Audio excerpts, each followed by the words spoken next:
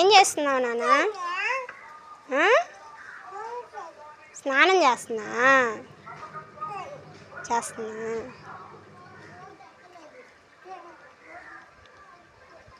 చూసారా ఫ్రెండ్స్, నేను బట్టలు ఉతకుతుంటే మా పాప ఎలా చేస్తుందో.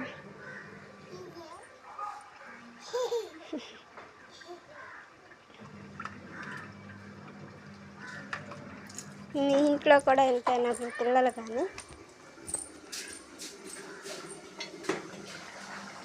ఇవాళ మాది చేప కాకరకాయ పులుసు. సరే, చేప